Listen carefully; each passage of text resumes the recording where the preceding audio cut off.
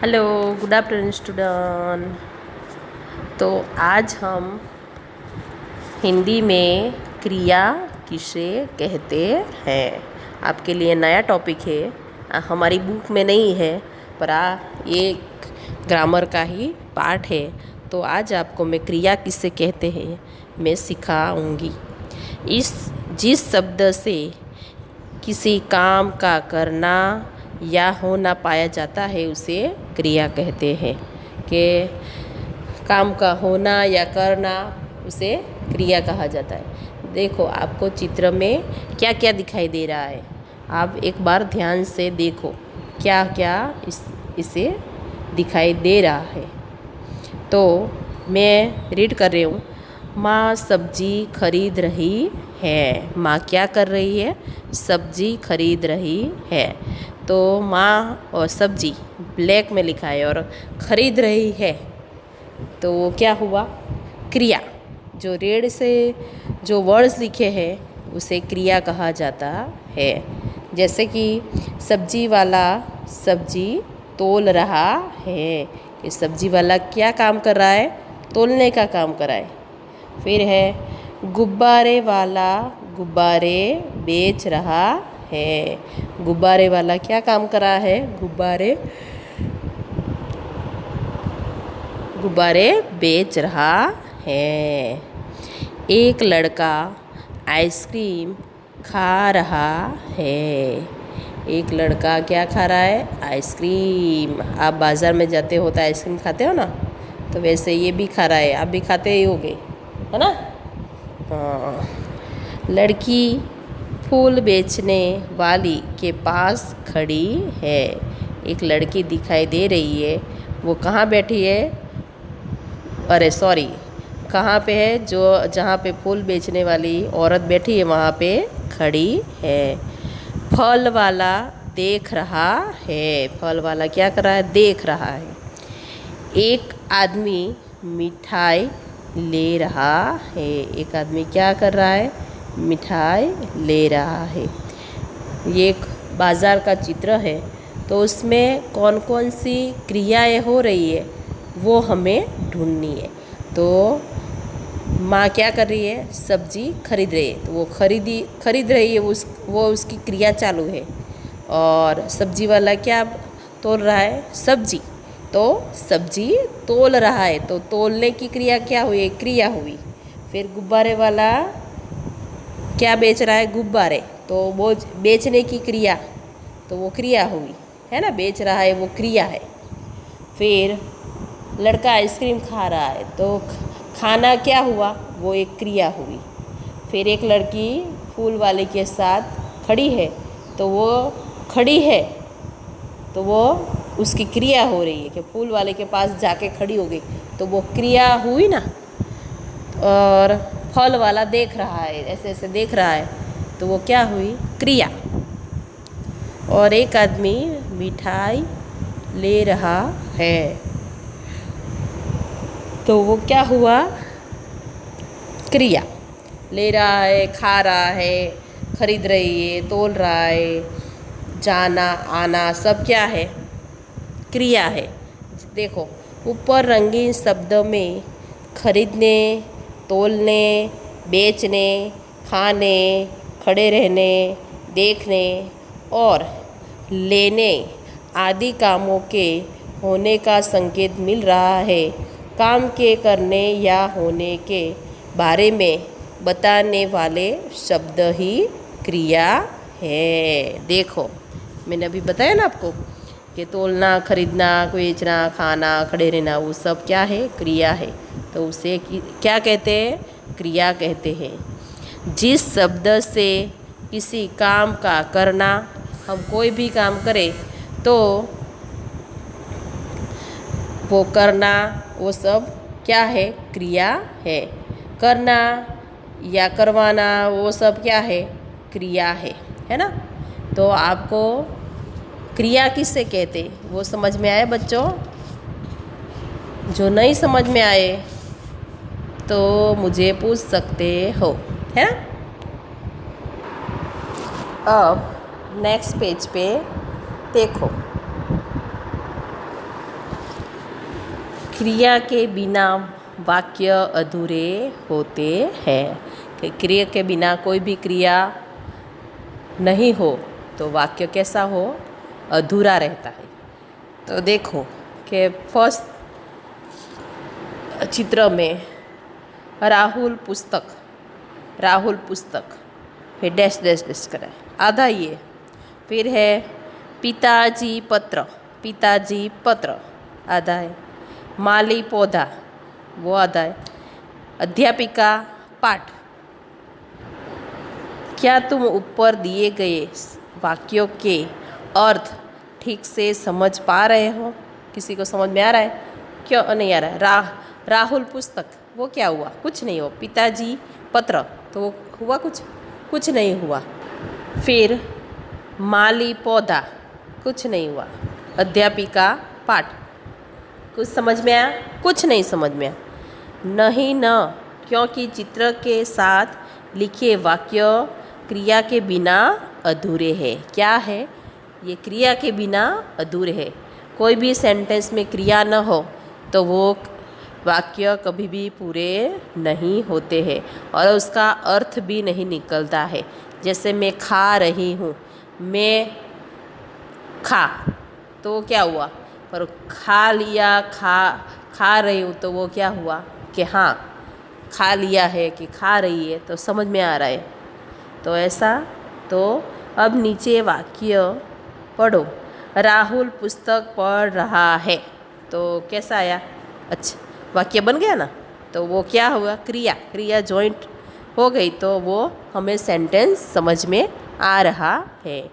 तो राहुल पुस्तक पढ़ रहा है। पिताजी पत्र लिख रहे हैं। तो ऊपर चित्र में क्या कितना है? पिताजी पत्र। पर क्या पिताजी पत्र? तो क्या लिख रहे हैं कि पिताजी पत्र लिख रहे हैं। तो वो क्रिया जॉइंट हुई तो वो उसका सेंटेंस बना। माली पौधा लगा रहा है। माली क्या लगा रहा है? पौधा। अध्यापिका पाठ पढ़ा रही है। अध्यापिका क्या कर रही है? पाठ पढ़ा रही है। बच्चों को पढ़ाती है टीचर। अध्यापिका मीन्स मैम। नहीं समझ में आए तो समझ लेना है ना।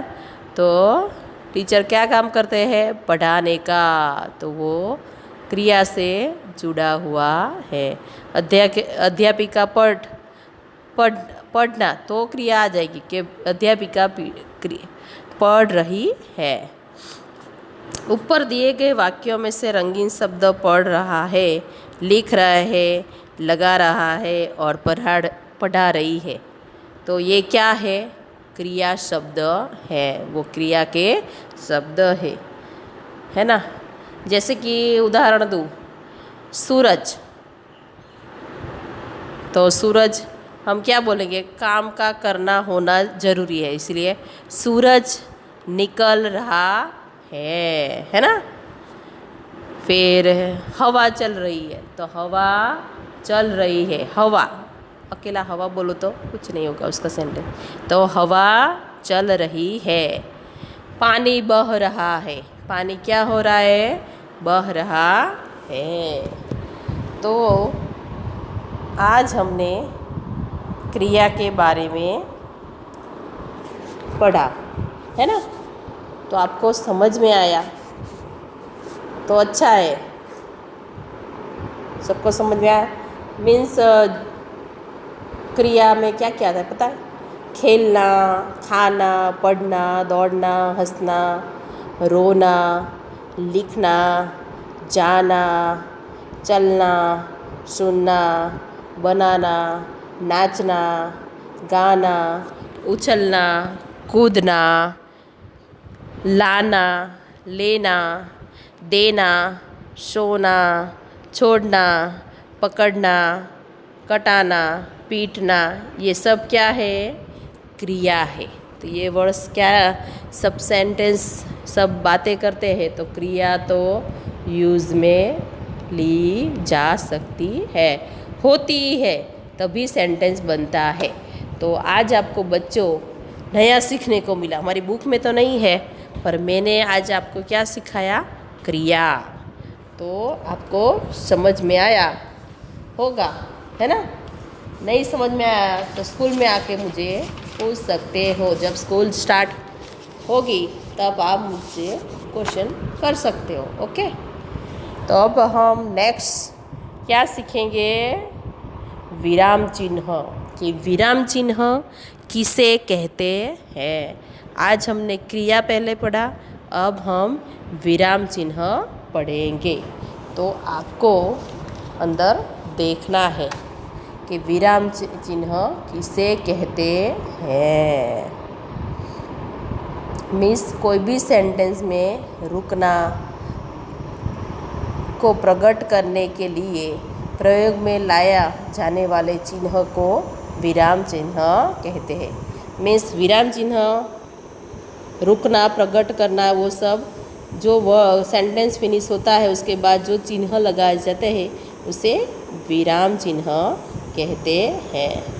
बच्चों, हम सारी बातें एक ही गति से नहीं बोलते हैं कि हम ये सब क्रिया अभी सीखी, मैंने सिखवाई, तो वो सारी बात एक ही वर्ड्स में नहीं, आप रुक रुक के बोलते हो तो क्या आ गया? उसे विराम चिन्ह लग गया। अपने भावों को अभिव्यक्त करने के लिए हमें बीच बीच में रुकना पड़ता है। भाषा को व्यवस्थित और प्रभावशाली बनाने के लिए हमें आवश्यकता के अनुसार वाक्यों के बीच बीच में रुकना होता है कि उसका भाषा व्यवस्थित बने और प्रभावशाली बने। इसीलिए हमें थोड़े थोड़े सेंटेंस में रुकना पड़ता है और बीच बीच में रुकना होता है। इसी रुकने को विराम चिन्ह कहते हैं। हम बीच बीच में रुकते हैं ना, बातें करते हैं। कल मैंने पिज़्ज़ा खाया था, उसके बाद विराम चिन्ह आ गया, तो मुझे बहुत अच्छा लगा था, फिर मुझे बहुत खुशी मिली, तो वो बीच बीच में क्या आएगा? विराम चिन्ह, है ना? तो रुकने का संकेत देने के लिए कुछ चिन्ह बने हैं, ये है विराम चिन्ह, इसे कहते हैं। विराम चिन्हों के गलत प्रयोग से वाक्य का अर्थ भी बदल जाता है। देखो, हम ऐसे कहीं पे बोल सकते हो, उसका मीनिंग अलग भी हो सकता है, इसलिए हमें अच्छी तरह बोलना चाहिए। अतः अपने विचारों को ठीक प्रकार से प्रकट करने के लिए विराम चिन्हों का सही उपयोग आवश्यक होता है। वो हमारी भाषा और सब अच्छा बने, इसलिए हमें अच्छी तरह विराम चिन्ह का अवश्य प्रयोग करना चाहिए। आओ कुछ महत्वपूर्ण विराम चिन्ह के बारे में जानिए। पूर्ण विराम, तो पूर्ण विराम किसे कहते हैं? जो चित्र में दिखाई देता है, लाइन है ना, एक ही लाइन है बीच में ग्रीन कलर की, ये है विराम, पूर्ण विराम चिन्ह। वाक्य के समाप्त होने का संकेत इस चिन्ह के द्वारा दिया जाता है कि वाक्य के समाप्त होने के बाद ये चिन्ह दिया जाता है। वाक्य के अंतर में रुकने के लिए पूर्ण विराम का प्रयोग होता है। जो वाक्य के अंत में रुकने के लिए पूर्ण विराम करते हैं और ये पूर्ण विराम का प्रयोग करते हैं। देखो, अब बच्चा रो रहा है तो वो सेंटेंस फिनिश हो गया, तो वो लाइन है उसे क्या कहते हैं? विराम चिन्ह।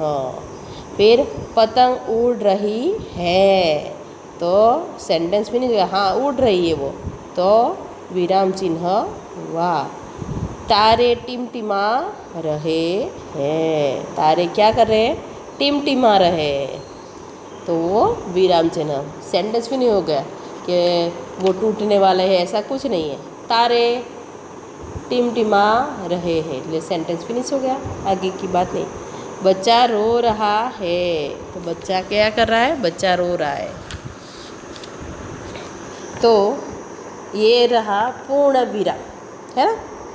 अब आगे देखो नेक्स्ट पेज पे प्रश्नवाचक चिन्ह, तो ब्रैकेट में दिया है प्रश्नवाचक, दिखाई दे रहा है। हाँ, तो पहले हमने पूर्ण विराम देखा, अब हम प्रश्नवाचक चिन्ह करेंगे। जिन वाक्यों में प्रश्न किया जाता है उन वाक्यों के अंत में प्रश्नवाचक चिन्ह का प्रयोग किया जाता है। जैसे कि देखो हमने पूर्ण सेंटेंस फिनिश होने के बाद पूर्ण विराम चिन्ह आता है। अब किसी को हम क्वेश्चन पूछे तो प्रश्नवाचक चिन्ह आता है। जैसे कि तुम कब आए, आए तो क्वेश्चन मार्क हुआ ना, तो ये हुआ प्रश्नवाचक। फिर नेक्स्ट चित्र में देखो, यह पुस्तक किसकी है, क्वेश्चन मार्क हुआ ना। यह पुस्तक किसकी है तो प्रश्नवाचक चिन्ह लगा, क्योंकि उसको पता नहीं है किसकी है, तो वो प्रश्न हुआ। तुम कहाँ जा रहे हो, देखो एक तुम कहाँ जा रहे हो, तो कौन सा चिन्ह आया, प्रश्नवाचक चिन्ह। फिर आपको समझ में आया प्रश्नवाचक, कि किसी को क्वेश्चन पूछे उसे प्रश्नवाचक कहते हैं। तुम क्या खा रहे हो, तुम कब आओगे, ये क्या हुआ, प्रश्न हुआ, है ना। फिर है अल्प विराम, कि अल्प विराम किसे कहते हैं, तो पढ़ते समय जहाँ थोड़ी देर ठहरना हो वहाँ अल्प विराम लगाया जाता है। कि जो भी हम पढ़ रहे जहाँ पे रुकना होता है तो वहाँ पे अल्प विराम कर देते हैं। तो रीना, नीता और नीना खड़ी हैं। कौन खड़ा है, रीना, नीना और नीता खड़ी है। तो रीना और नीता के बीच में क्या आया, अल्प विराम। फिर है आओ मेरे पास बैठो, आओ और मेरे पास बैठो, तो दो सेंटेंस हुए, है ना। आओ और मेरे पास बैठो, तो बीच में क्या आया, अल्प विराम, क्योंकि पूर्ण विराम नहीं है, क्योंकि आओ आना बोला है, वो क्रिया पूरी नहीं हुई, इसीलिए यहाँ पे अल्प विराम आया, है ना। रुको आगे मत बढ़ो, मीन्स रुको और आगे मत बढ़ो, पुलिस वाला कहता है ना। तो ये रहा अल्प विराम। चलो बच्चों, समझ में आया कि नहीं आया। तो आज हमने क्रिया और विराम चिन्ह मैंने पढ़वाया। पूर्ण विराम, प्रश्न विराम और अल्प विराम किसे कहते हैं, है ना। तो आप ये चित्र में से आप अपने आप घर पे जो क्रिया हो रही है उसके बारे में पढ़ सकते हो, और आप जब भाषा का उपयोग करते हो तो कैसे सबसे बात कर रहे हो वो सब आपको यहाँ पे अल्प विराम, पूर्ण विराम और प्रश्न विराम लगाना है। तो ऐसे 5-5 सेंटेंस आप बनाओ तो आपको पता आ जाएगा कि पूर्ण विराम किसे कहते हैं, प्रश्न विराम किसे कहते हैं और अल्प विराम किसे कहते हैं। और क्रिया तो आपको समझ में आ गई कि आप खाते पीते हो, खाना खा रहे हो, ये सब क्या है, हमारी क्रिया है। तो आपको समझ में आया। अब है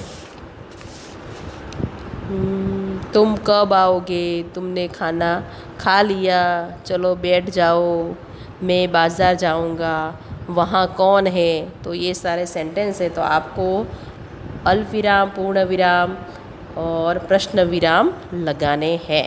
तो अपने आप 5-5 सेंटेंस लिखना। चलो, थैंक यू।